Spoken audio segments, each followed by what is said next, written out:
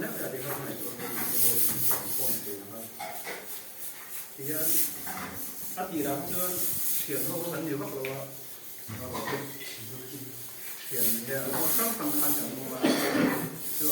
biết là trồng trái biết là hắn chẳng trồng trái thì là sẵn sàng liền sẵn sàng cho cô màถ้าจะส่งใจโปรเวลถ้าจะเฮ็ดแต่เป็นอย่างส่งใจเขียนเป็นขัดเฮ็ดแต่ส่งใจก็เขียนเร็วครับเราสีฟ้าดากันดีจ้าซึ่งแต่ว่า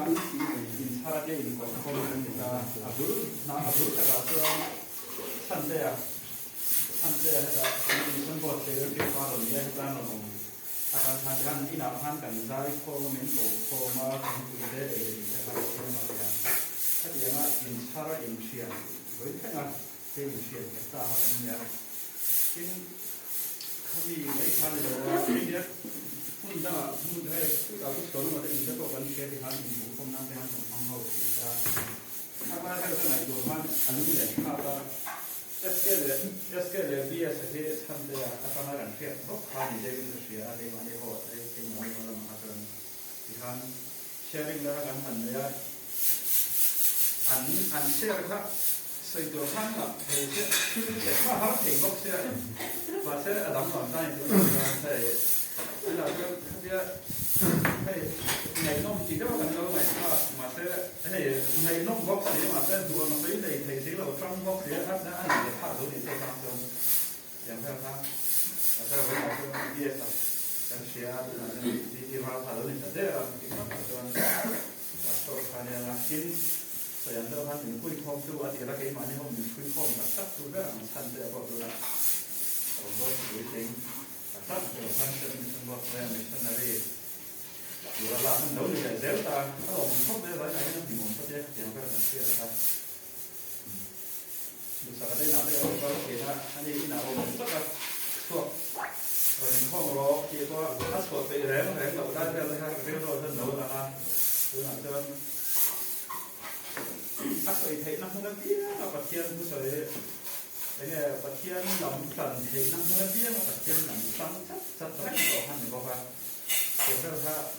คุณน่ะเกี่ยวกับทางคนอะไรต่างๆเลยนะเราหนึ่งเรื่องเราแบบมีบทละของบนนักหนาพวกทั้งหมดเลยพวกตลาดมาก็เลยที่วันนี้คุยที่ไหนครับตัวที่วันนี้กันนี่มีเรื่องของเสือพักไม้ตัวmà cái điều về tất cả cái đồ cũng về cái bài đó thì cònเป็นnhững cái gì mà đặc sắc rồi cái siêu hấp thụ về ta sẽ tìm hiểu điều tốt này cái thiết thôi cái thiết là nó là cái điều mà nó là đồ mà từ đây là mình cũng thấy đâu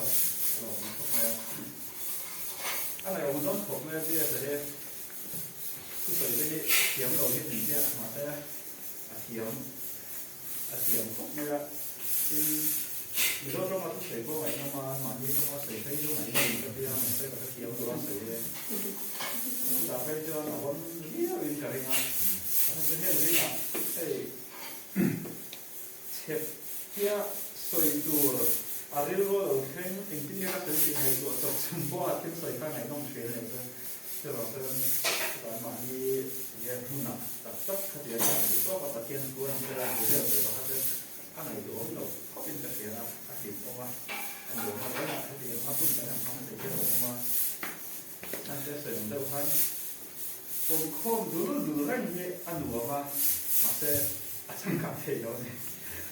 คนโค้งดูเรื่องไปหมดนี่เรื่องจะบอกเรื่องดิเชนต่างๆอะองค์ดับได้ไหมอะมาบอกเรื่อง